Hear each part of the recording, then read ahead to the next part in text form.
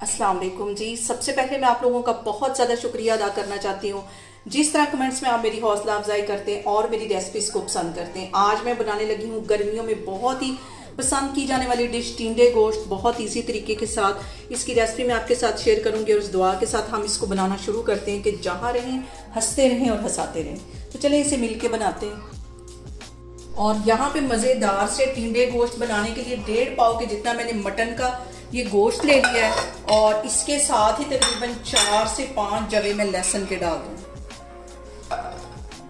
और इसके साथ एक बड़े साइज का टमाटर है, उसका छिलका मैंने ऊपर से रिमूव कर लिया है, ये इसमें चला जाएगा। बड़े साइज का एक प्याज है, ये इसके अंदर चला जाएगा।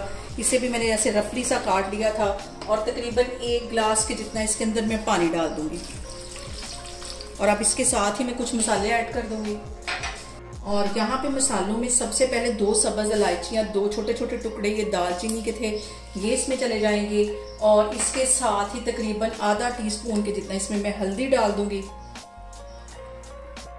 और इसके साथ ही 1 टीस्पून इसमें नमक का चला जाएगा और 1 ही टीस्पून इसमें पिसी हुई रेड मिर्च चली जाएगी। ये सारी चीज़ें डाल के दरमियानी आग पे इसको मैं पकने के लिए रखने लगी हूँ। तकरीबन 20 मिनट के लिए इसको मैं दरमियानी आग पे छोड़ने लगी हूँ। अच्छी तरह मटन भी गल जाएगा, प्याज टमाटर और लहसुन भी गल जाएंगे। तो फिर मैं आपको आगे दिखाती हूँ। और यहाँ पे देखें जी, मटन को पकते हुए तकरीबन 20 मिनट हो गए।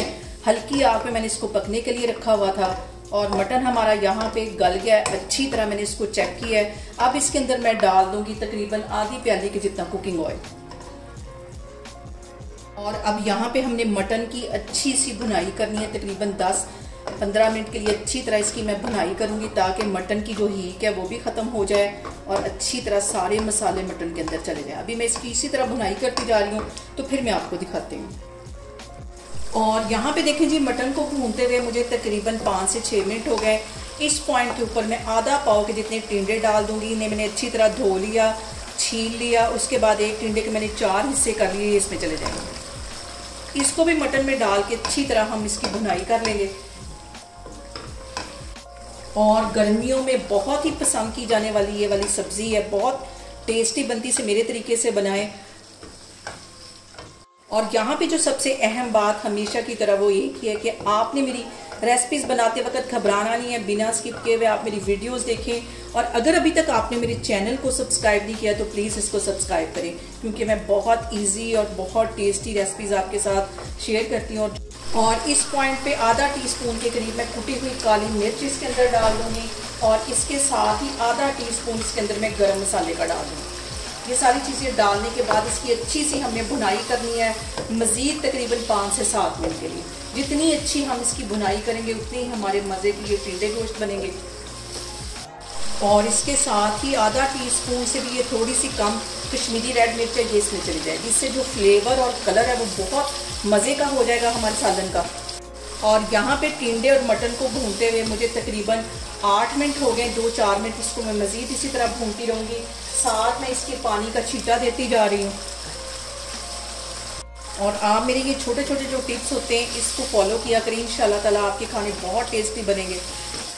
और यहाँ पे देखें जी, टिंडे गोश्त की भुनाई करते हुए मुझे तकरीबन 15 से 20 मिनट होने वाले। और आप इसके कलर से अंदाज़ा लगा सकते हैं कि कितनी अच्छी इसकी भुनाई होगी। ऑयल ऊपर अच्छी तरह आ गया। अब इसके अंदर मैं डाल दूँगी आधा गिलास से थोड़ा सा पानी ज़्यादा डाल दूँगी और इसको कवर करके तकरीबन 10 मिनट के लिए हल्की आग पे रख लूँगी ताकि हमारे ये जो टिंडे ये भी गल जाए।